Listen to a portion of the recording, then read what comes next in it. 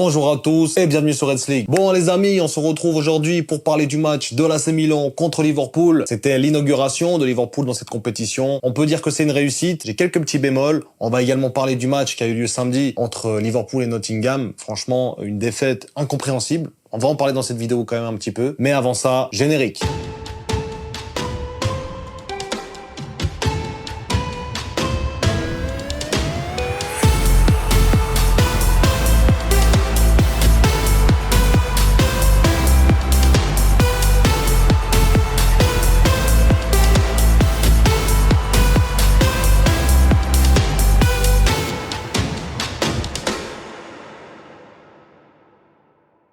Bon, les amis, on va parler quand même du match qui nous intéresse. C'est le match entre l'AC Milan et Liverpool. Victoire 3-1 des Reds. Franchement, ça fait plaisir. Après la défaite, Slot a réussi à se relever. Donc, c'est quand même très important. Même si on va pas en mettre trop de déductions, je pense que j'étais assez euphorique à son égard. Mais quand on voit la défaite contre Nottingham, j'en ai déjà parlé, ça fait pas forcément sourire. Même si dans ce match, franchement, on a largement dominé. On aurait pu marquer encore deux buts. Je pense que Milan aurait pu en marquer encore un. C'était globalement, au début de match, assez serré. Une fois que Konaté a marqué, c'était fini pour le Milan. Ils ont pas réussi à remettre le pied sur le ballon, vraiment. Ils ont eu quelques opportunités quand Liverpool commençait à faire tourner à la fin. Globalement, cette équipe du Milan, je trouve qu'elle est quand même assez forte. Il n'y a pas de profondeur de bombe, malheureusement. Je trouve que c'est quand même assez faible. Même le gardien, on voit, il est rentré. Bon, il a quand même le jeune gardien de 19 ans, là. Je me souviens plus de son nom maintenant. Ça me revient plus. Et voilà, le mec, il sort de l'école, il vient faire un match de Ligue des Champions. Moi, je trouve ça quand même assez incroyable. Voilà, pour moi, il a pas fait tellement d'erreurs, ce gardien-là. On voit Maignan, qui a été décisif, il a quand même été fautif. En général, la défense du Milan, ça n'a pas été très très bon non plus. Tomori et Pavlovic, ça n'a pas été bon. Pavlovic, il faisait que des gestes avec ses mains, je comprenais pas trop ce qu'il faisait. Calabria, c'est très faible. Théo Hernandez, voilà, c'est solide. On a vu un Loftus-Cheek. Franchement, le milieu de terrain s'est fait assez bouffer par le milieu de terrain de Liverpool. L'attaque, assez en perdition, j'ai envie de dire, avec Leao qui était quand même assez inexistant dans ce match. Il y avait quand même des trous, il y avait la place avec Arnold de prendre le côté, de prendre le couloir, de dribbler, de provoquer. Pour moi, il a pas provoqué plus que ça Leao, et puis Morata, dans son rôle de pivot. J'ai trouvé que les Milanais, en général, étaient assez simulateurs. Ils cherchaient tout le temps la petite faute, alors qu'on savait très bien qu'il n'y avait pas faute, forcément. Donc pour moi, le Milan a pas vraiment bien joué le coup, faut le dire. Ils ont pas mis non plus toutes les armes de leur côté. Ils jouaient pourtant à domicile. Ils avaient pourtant marqué le premier but, mais ça n'a pas suffi pour battre Liverpool, qui était pour moi trop fort pour cette équipe de Milan. Et je pense qu'il y aura très peu d'équipes durant cette Ligue des Champions qui pourront vraiment bousculer Liverpool parce qu'ils sont quand même très complets. On va en parler quand même sur le débriefing des joueurs en général et du match. Mais pour moi, c'est quand même un très bon point pour Liverpool de voir autant de joueurs en forme dans cette équipe. Donc, on va quand même revoir un peu les joueurs dans ce match. Alisson, pour moi, c'est quand même un bémol dans ce match. Donc, le premier but, il est quand même assez fautif. Mais après, il y a une action vers la 80e que je trouve quand même assez déplorable. Le mec, il sort, il est hyper excité. Et au moment de faire la passe, il fait une passe toute molle, dégueulasse, qui aurait pu quand même aboutir à un but de la part du Milan. Heureusement que personne n'y avait cru forcément, parce que franchement c'est à peine croyable. Je suis désolé, le mec il sort, il fait beaucoup de boulettes comme ça, Alisson, et franchement faut vraiment qu'il se réveille là.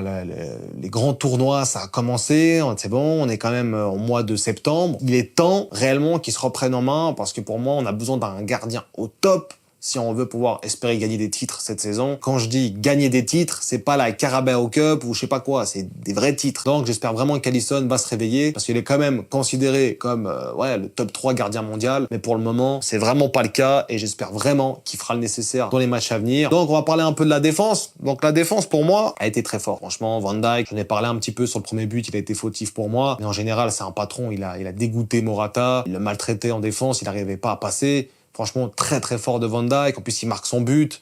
Les deux défenseurs marquent un but, c'est vraiment fou. En plus, ça faisait longtemps qu'on n'avait plus vu Konaté marquer un but, donc ça fait très plaisir. Donc Van Dijk, Konaté, encore une fois, ils prouvent que c'est une charnière vraiment incroyable. C'est dommage qu'ils n'étaient pas au rendez-vous contre Nottingham, parce que ce but était tellement évitable. Et voilà, même un 0-0, pas un score de fou, mais tu dis bon, on a quand même eu pas mal d'occasions, on n'a pas eu de chance. Le fait de le perdre, pour moi, ça pose un problème. Là, ils ont quand même été solides, ils ont pris qu'un but, ils n'ont pas succomber, on va dire, à la frustration. Donc pour moi, c'est un très bon point de la part de Konaté et de Van Dijk. On va parler des latéraux maintenant. On va commencer par Tsimikas, qui a été préféré à Robertson. Robertson qui n'est pas rentré de la partie. Alors Tsimikas, faut vraiment qu'il mette des poches de thé, parce que franchement, ses cernes, ça commence à devenir quand même assez compliqué. J'ai l'impression que le mec, il dort pas, quoi. Je sais pas, il est asséché. Oh, frérot, va dormir, mets des poches de thé noir sur tes yeux, fais un truc, parce que là, ça va pas. Même dans ses frappes, le mec, il a tenté 5 frappes, il a plus de frappes que Jota, quoi, le mec. C'est quand même abusé. Et surtout, tu vois la qualité des frappes, quoi. Centre, contente-toi de centrer comme tu l'as fait pour le corner que t'as posé sur la tête de Van Dijk. Commence pas à faire je ne sais quoi, là. Tranquille, reste à ta place, Tsimikas, fais ce qu'on te demande, commence pas à non plus tirer de je sais pas d'où et à tenter des trucs de fou, alors que tu avais l'opportunité de faire plusieurs passes D dans ce match. On va parler d'Arnold, très bon match d'Arnold en général, il a été assez concis, pour moi il a été assez haut niveau, il a pas été mauvais. Défensivement par contre on peut noter qu'il a quand même été assez bon, parce que quand même il y avait Leao sur son couloir, et j'ai l'impression qu'il avait un peu plus de réserve dans ce match pour prendre Leao, lorsque Leao, voilà, il commence à s'acharner sur son côté. Voilà, il y avait quand même Arnold qui était là pour couper, même si c'était pas des interventions de ouf, on va dire, mais c'est quand même des interventions. Et Arnold, c'est son point faible. Et aujourd'hui, c'est pas fait trop bouffer par Leao. On va pas retenir le petit pont d'Abraham. Voilà, ça arrive dans un match. Mais en général, il a pas trop pris le bouillon. Il a quand même été assez pro en défense. Donc pour moi, Arnold, très bon match, très sérieux. Donc, Gravenberch. Les gars, Gravenberch, c'est une dinguerie. Ce mec, c'est un des seuls joueurs sur les 5 matchs de Liverpool qui a toujours été au niveau. Il n'y a pas un match où il était en dessous, même contre Nottingham, quand on perd le match. Il a quand même été très bon.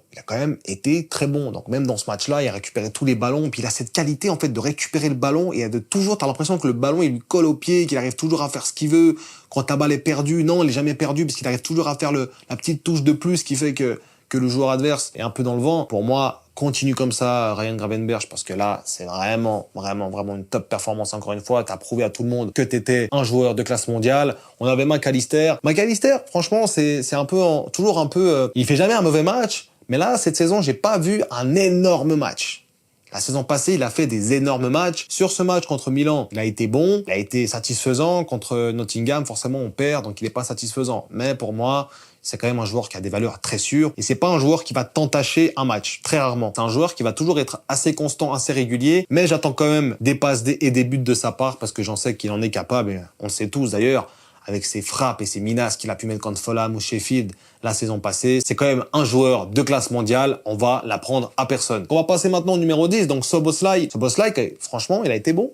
Szoboszlai, depuis quelques matchs, il est très bon. Donc voilà, on va pas revenir sur la défaite de Nottingham, où pour moi, c'est quand même son pire match de la saison. Mais dans ce match-là, il marque pour la première fois de la saison. Il était très remuant. Il a fait de très belles passes, de très belles transversales aussi. Voilà, très remuant. Il est acharné de ballon aussi.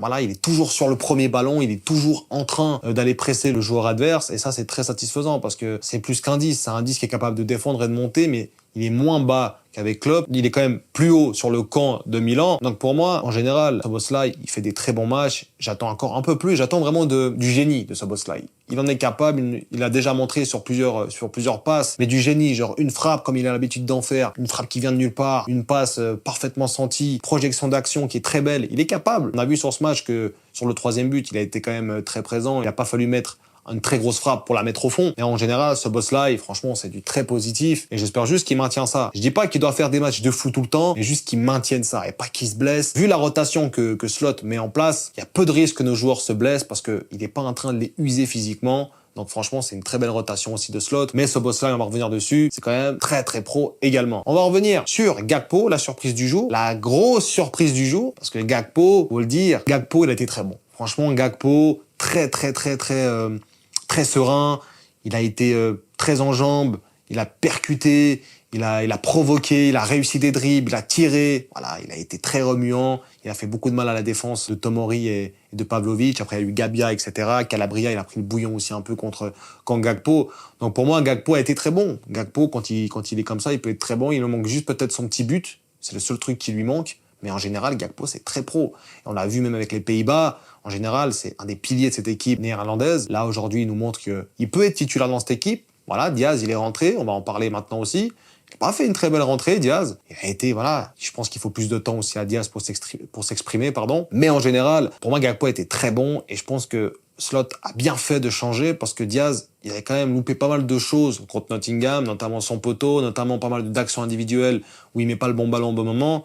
Donc je pense que c'est une espèce de punition pour ce joueur. Donc je pense que le mettre un peu de côté, ça fait pas trop de mal non plus. Et surtout quand on voit que Gakpo fait un match pareil, franchement, on peut que dire bravo à Slot parce que c'était un très bon coaching, c'était un très bon tournus. Et surtout le fait que Gakpo nous sorte un très beau match. Franchement, il ne manque plus que son but ou sa passe D pour avoir une très belle note. Donc pour moi, c'est très très positif de la part de Gakpo, agréablement surpris. Voilà, on a parlé de Diaz. Pas assez, voilà, il est rentré, il n'a pas procuré grand-chose. Le buteur maintenant. Donc Jota, le numéro 9 de cette équipe, qui s'immisce un peu en faux neuf, hein, qui redescend beaucoup sur la moitié de terrain. Pour moi, c'est pas vraiment ce profil. Et là, il a loupé beaucoup de choses. Jota aujourd'hui, il a vraiment rien réussi, même les frappes, les passes en général, certains contrôles complètement ratés. En général, c'était pas un très bon match de Jota. On peut pas demander à un joueur qu'il soit bon tout le temps. Il a pas forcément été super bon aujourd'hui, mais on va pas non plus lui en tenir rigueur pour le moment, tant que c'est pas des performances qui se répètent toute la saison. Donc Darwin Núñez,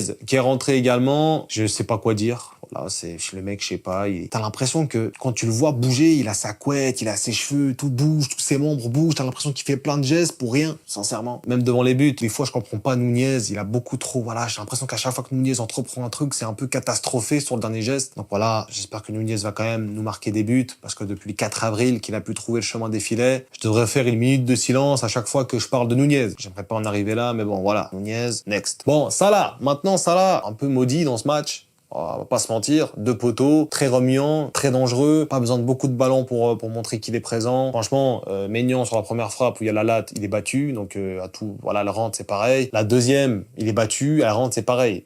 Et là, à tout moment, là, la balle, elle touche la latte, ça retombe sur le pied, ça ressort. À tout moment, ça peut rentrer. Donc voilà, Salah, il a fait un très bon match. En général, c'est pas un mauvais match. Il aurait pu marquer, il a pas marqué. Voilà, très bon match de Salah en général. Hein. J'ai pas forcément de choses à dire à son sujet. On va quand même noter les premières minutes jouées de Chiesa. Quand même quelque chose à noter, c'est quand même très beau. Chiesa, bon, il n'a pas montré grand-chose forcément, il a joué 5 minutes, donc on doit encore attendre pour pouvoir en tirer quelque chose, mais en tout cas, j'ai senti quelqu'un avec beaucoup d'envie. Franchement, Chiesa, il avait l'air d'avoir très envie de jouer durant ces 5-6 minutes qu'il a joué. Très envie, très en jambes, envie de presser, envie de contribuer à l'effectif. Donc franchement, c'est positif, les premiers signes. Si il est en forme, ça peut vraiment faire un énorme vivier d'attaque, parce que franchement, quand tu vois l'attaque de Liverpool, ça fait peur. Hein. J'en vois très peu, à part le Real, à la limite City, quand on attaque autant développé. Ouais, le Bayern, d'ailleurs, qui ont mis un 9-2, le Bayern. Oh là là là là. Ouais, donc, je reviens sur le sujet. En général, c'est quand même un très bel effectif et j'espère vraiment qu'on peut en tirer encore plus de cet effectif parce que je suis convaincu qu'on peut encore faire des matchs plus aboutis que ça et encore être plus rassurant et plus